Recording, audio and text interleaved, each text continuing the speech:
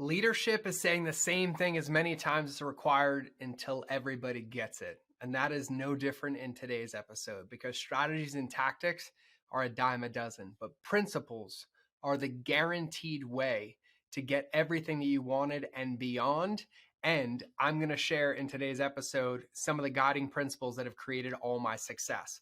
We talk about the guiding principles that give meaning deeper than money, the 5 laws that basically guarantee stratospheric success, how to shift your focus from getting to giving, how no one will buy from you because you have a quota. They'll do so because they believe they will be better off by doing so, how money is an echo of value. So think about money as thunder and value as lightning, how to own your power so that you can give and still be receptive to make money and not sacrifice yourself in the process. And the key to effective giving is law number 5, which I'm going to let you learn in the episode. So without further ado, let's cue the intro.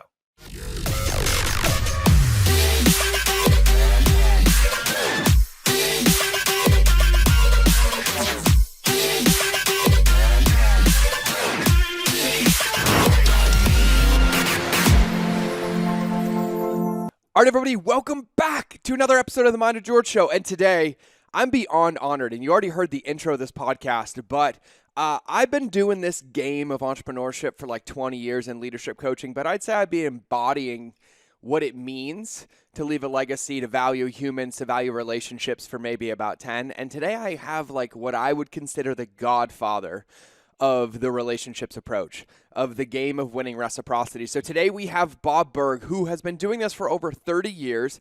I think they've sold somewhere over millions of copies of the book. It was like number 10 ink book. For me, it is the number 1 book that I give out to every student, every person I work with, and I've read myself about every month because it is the laws that guide guaranteed success.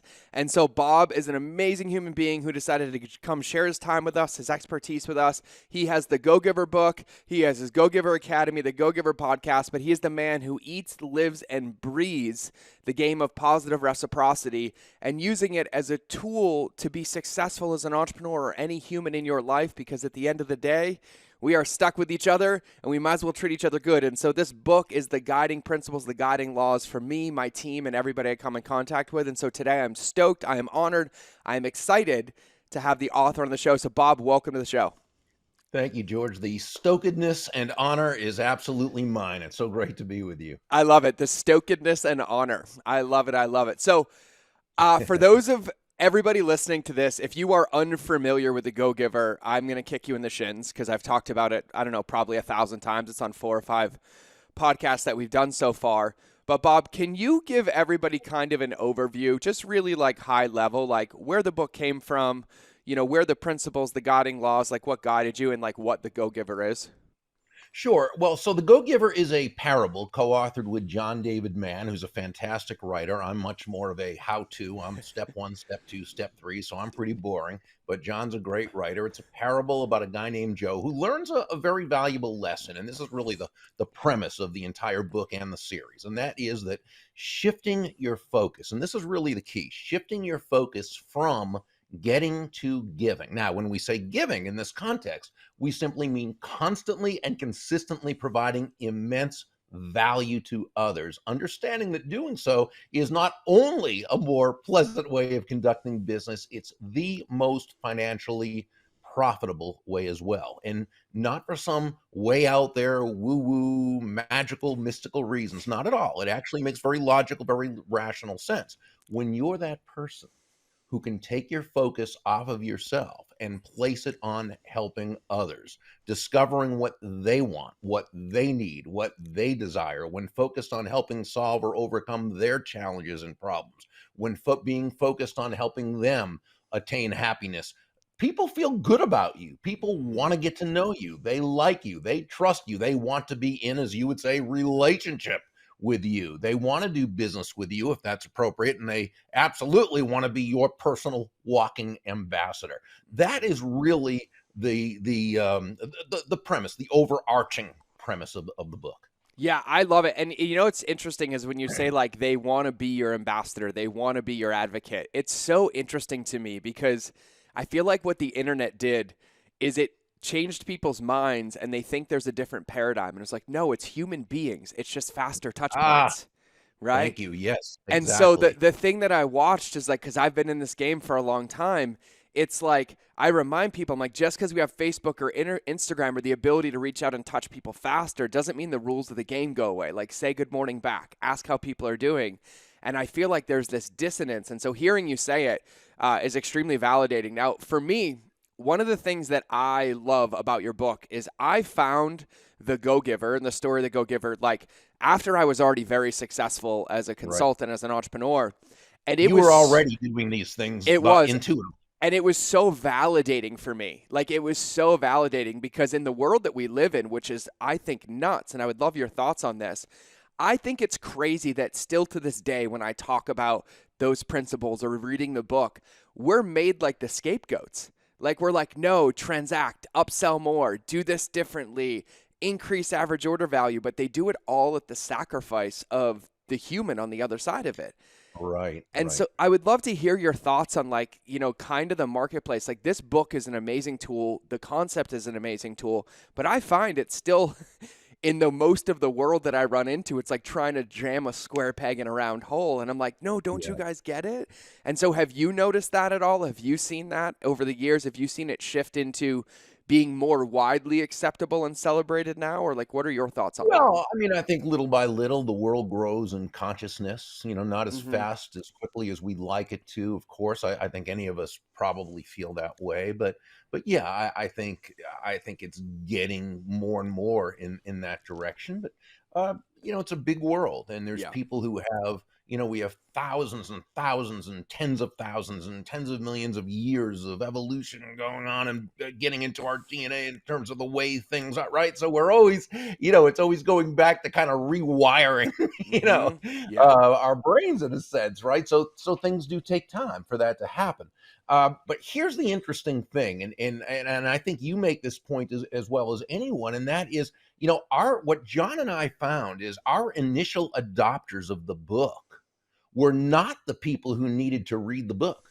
Mm-hmm. It was the people like yourself who had built massively successful businesses by doing these. See, there's nothing new in the Go-Giver. When it got off to such a big, fast start, we used to be interviewed. Say, well, how do you, what did you guys do different in this? What's new in this book? And we'd say, well, nothing. Universal laws are universal laws. Now, strategies, tactics, they can change with different, but universal laws and principles work across the board, and they work forever. That's why they're, gravity doesn't change, right? Gravity Yes. works. Now, is that good or bad? Well, it's good when keeping us from floating aimlessly up into space. It's bad when falling off a 7-story building. But the principle of gravity just simply is. Yep. Okay. And so the early adopters were the people who already were doing this, and they say, well, this is how I built my fortune. This is how I built my organization and my business. But my own people don't believe me. Well, why? Because what are we taught through upbringing, environment, schooling, news media, television shows, movies, and everything, that you got to be ruthless and horrible. And when I was younger, the main example was J.R. Ewing of Dallas, right? He was the ultimate greedy, horrible, ruthless person who was very wealthy, and that, and that's who gets the press. Mm-hmm. That's what gets the notice. Okay. But here's the thing, and this is very important for I think for us all to understand, that as an entrepreneur, as a salesperson, we need to know that nobody is going to buy from us because we have a quota to meet. Yes. They're not going to buy from us because we need the money, we would like the sale, or even because we're a really nice person. People are going to buy from us. They're going to do business with us because they believe that they will be better off by doing so than by not doing so. Mm-hmm. And in the basically free market economy in which we live, and when I say free market, I simply mean no one is forced to do business with anyone else. Okay, in this type of market, that's the only reason why anyone should buy from you or from me or from anyone else. So when you think about it, again, I want to go back to logic. Mm-hmm. It makes logical sense that salesperson or entrepreneur who is able to place their focus squarely on bringing immense value to another human beings in whatever form that value takes place, that's the person Mm-hmm. who is creating the environment for them to be successful. This is why John and I say that money is simply an echo of value. Oh, I right? love Money that. is just an echo of value. It's the thunder, if you will, to value's lightning, which means the value must be the focus. We talk about that shift in focus to placing value with another person. The value comes first. The money you receive is simply a natural result of the value you provide. So is the world changing? Yeah, I mean, I think it's growing more and more. More people know about this. Enough Hmm. people? Probably not.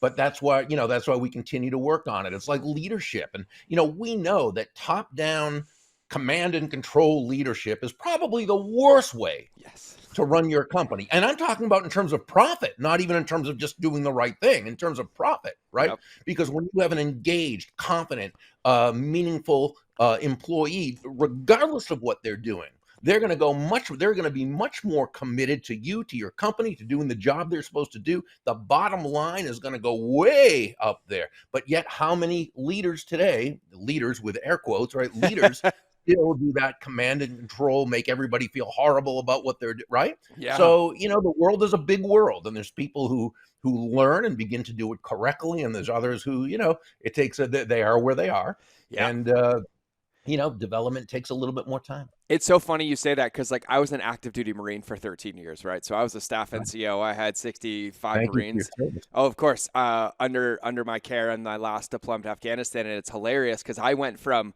that world to entrepreneurship, and that world that, if you're familiar with Spiral Dynamics, that red organization of like command and control from the top down. I had the money in the bank account, and as one of my teachers told me, one of my personal development teachers, she said, yes, but you have a trail of dead bodies behind you. And it never, ever, ever left me. And so then the contrast of like living this way, living with value, not only did money echo because of the value that I added, but I no longer felt like every day my soul needed a shower. And, Mm, it was mhm. this huge thing for me. And I think for what I see in a lot of this, because I coach a lot of entrepreneurs on like how like just serving and following these guiding principles and these laws. But I think the most important thing is the way that you say all of this, like my brain's so validated. I'm like, oh, Jonah Berger talks about this in Contagious, and in the book, The Catalyst, this is how you break down somebody's reactance. Yeah. And, at the end of the day, it's like, I find most marketing is on hollow ground, right? Because it's like, I have a quota, and you can feel and sense that transaction from 10 miles away. But then on Sure. the inverse, when it's like, when you just take the time to ask somebody how their morning is, regardless of the response or regardless of an agenda, you create this even playing field in this positive situation that I love. And so, by the way, I'm going to give you full quote, but that is one of the best things I have ever heard anyway, to say money is an echo of value, and money is the thunder to value's lightning. Yeah, That, that's the brilliance of John David Mann. Believe me, we put that in our second book, Go Givers Sell More, and that was that John came. Anything like that's really magnificently worded is John. Trust me, but believe me. By the way, you mentioned Jonah Berger. I yeah. love his book. Oh And my I gosh. I thought his last one, and I love everything he writes. Yep. But I thought the Catalyst. Holy cow! I I thought that literally was have a wonderful book. I called him when they were in advance because I wanted to come speak at my mastermind, and the world was being crazy, but he sent me advanced copies. I literally marked up like 10 of them, Oh, and I was like, yeah, this is so good.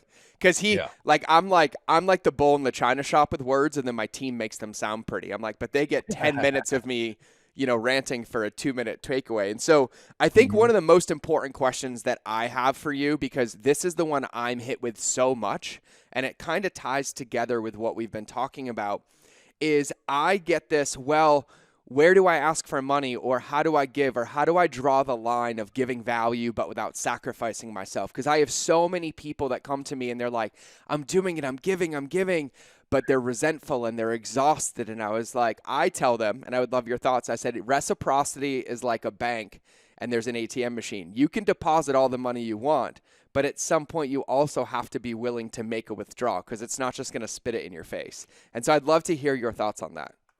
Okay, so there were I think there were like 3 different aspects of that. So Sure. I'm going to start with Unpack one them. and then make sure to remind me of the others, Yep. okay? Yep. Let's start first with an understanding that there is absolutely nothing about being a go-giver that is congruent with being a doormat, a martyr, or self-sacrificial in any way.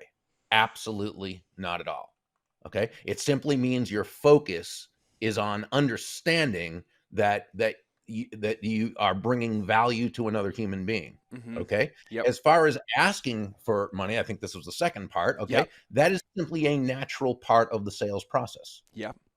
Okay. And that's where, remember, law 5 from the Go Giver is the law of receptivity.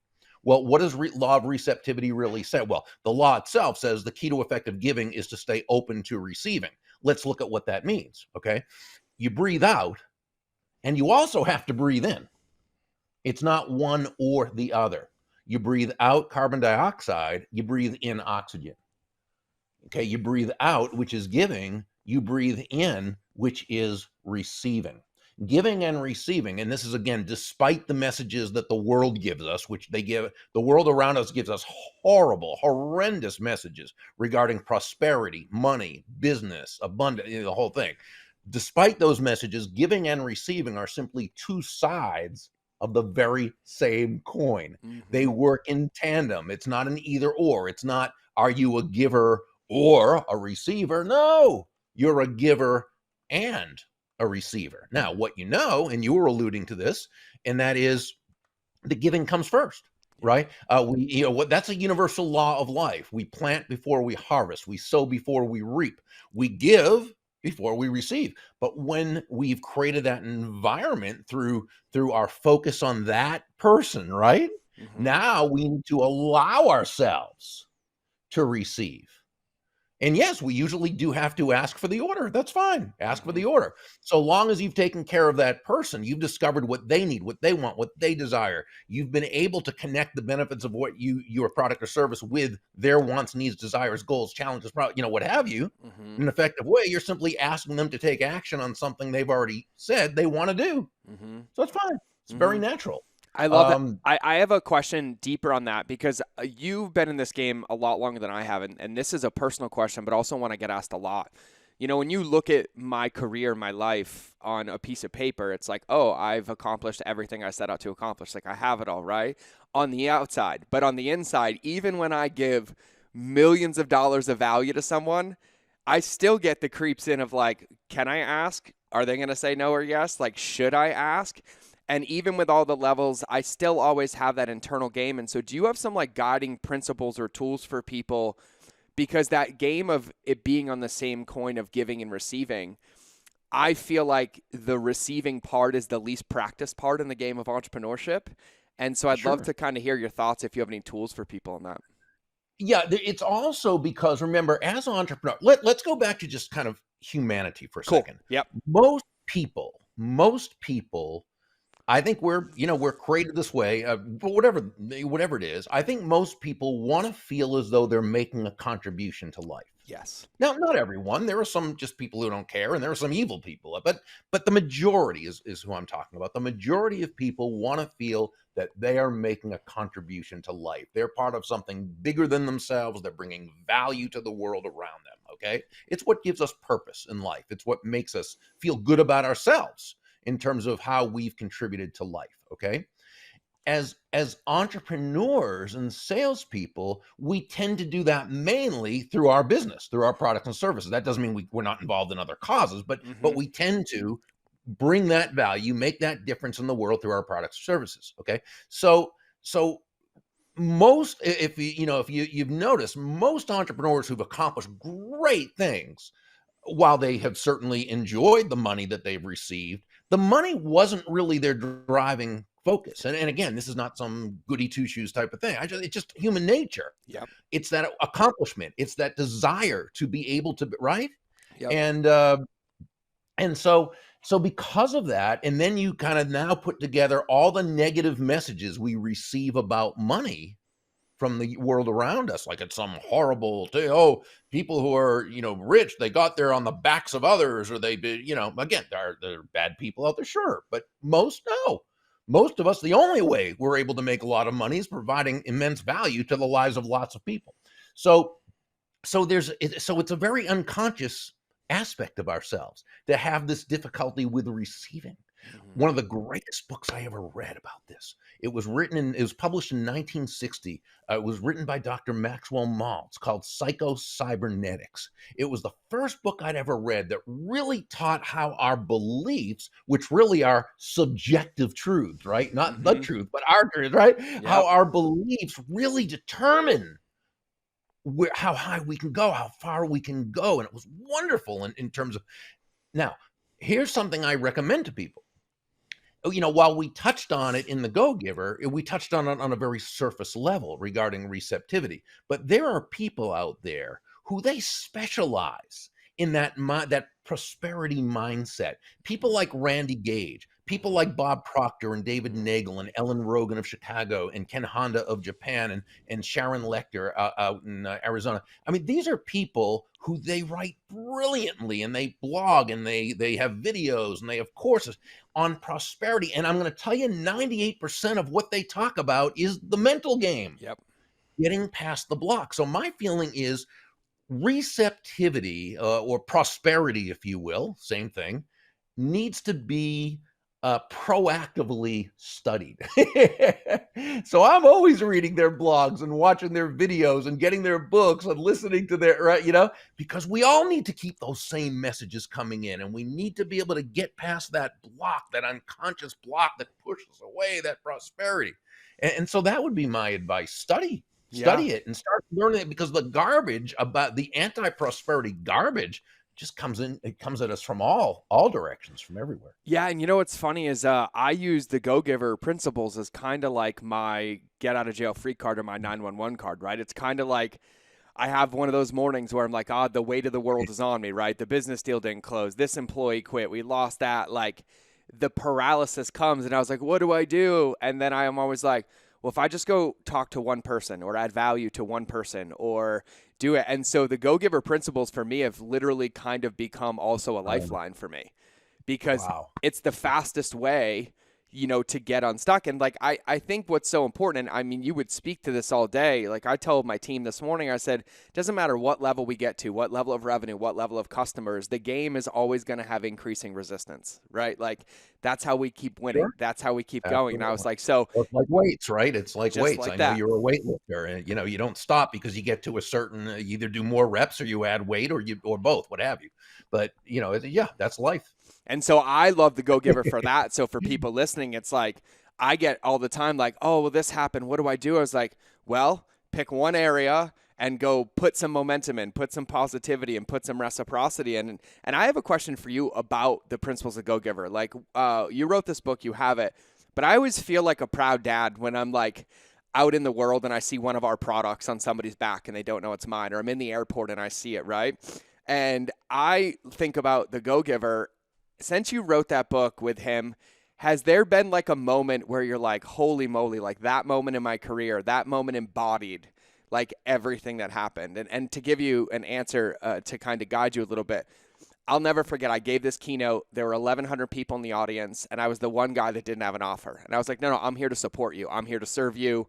When I'm done, I'll answer all your questions. And this guy came up to me after, and he's like, we just lost our biggest account, 85% of our business after 18 years in Home Depot.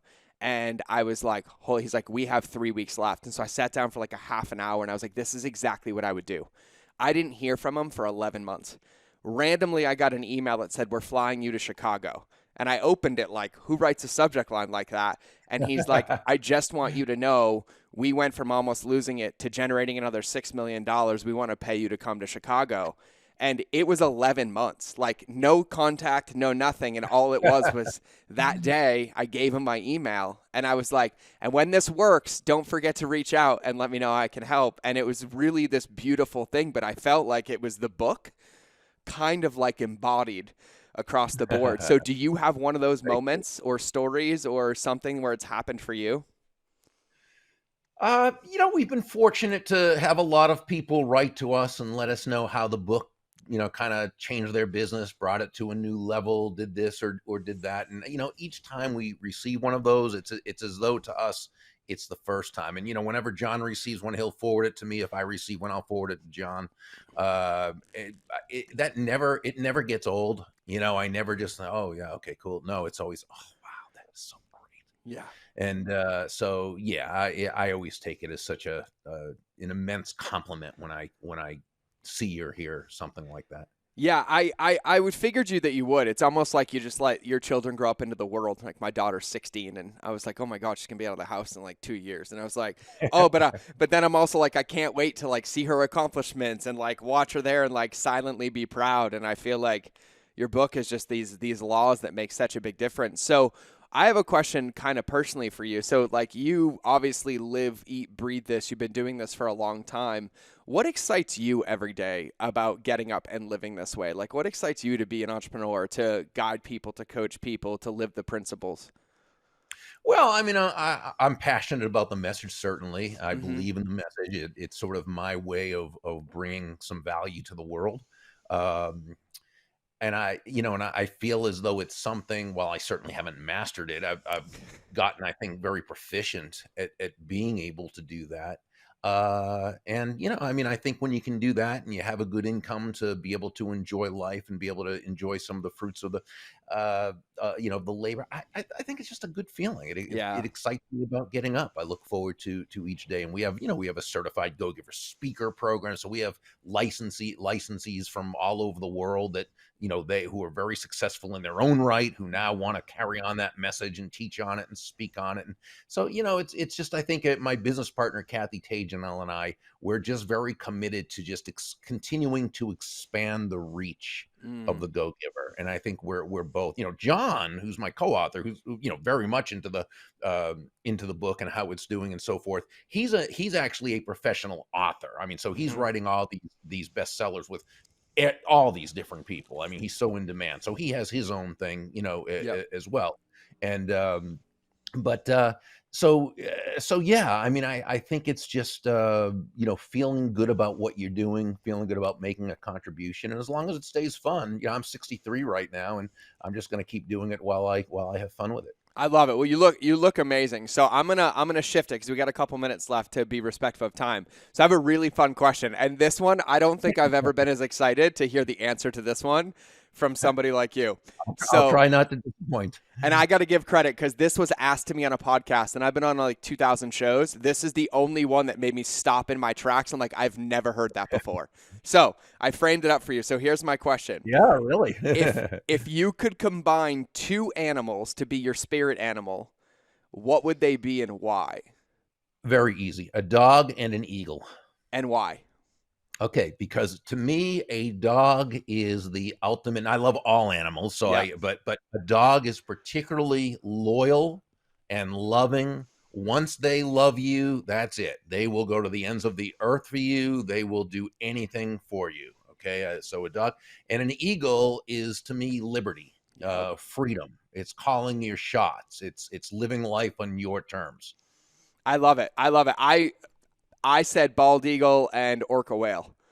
And Ah, okay. yeah, and I went deep into like ancient totems and meanings and like I was in all of it and I was like, "Oh, that's a great answer. I absolutely love that one." And so the one question I like to leave everybody with, and before I ask you this question, just for everybody listening, if you have not read The Go Giver, buy it. If you, for whatever reason, can't, DM me on Instagram and I will buy it for you. I will eliminate any excuse or reason for you not to listen and not to buy it. And not just because he's on the show, but I told him before the show, you can ask my team, my students. It is the thing I carry around. I'm looking at a copy on my computer over there. And for me, it's an amazing reminder. And it's almost one of those things where it's a lifeline back into principles that matter and legacy and meaning and realizing that at the end of the day, our headstones aren't going to have how many sales we had, what our quota was. It's going to have the impact we had and how we felt. And so I love that. And so the question I love to ask, Bob, to wrap this is if we just hit a button like Men in Black and deleted everybody's memory for the past, 29 minutes and they didn't hear a word of this interview, but you Mhm. had the opportunity in this moment to tattoo any wisdom you wanted on their soul that they would take forward forever, what would you say to them? What would you have them carry through? What would you give their tattoo? I would share the suggestion that was shared with me by a drive-by mentor who I met one time and gave me one piece of advice. I mean, I think I may have known him for "Hi, how are you?" type of thing, but I only had one conversation with him. in my entire life. It was at a time when I was struggling, and he said, I was in a sales slump. He said, Berg, if you want to make a lot of money in sales, he said, don't have making money as your target. Your target, he said, is serving others. Now, when you hit the target, he said, you'll get a reward, and that reward will come in the form of money, and you can do with that money whatever you choose. But never forget, he said, the money is simply the reward for hitting the target. It ain't the target itself. Your target is serving others. That gave me goosebumps, and I'm going to cut that clip and send it to my team when we are done with this one, because we had that conversation this morning, and that was a very, very beautiful reminder for me.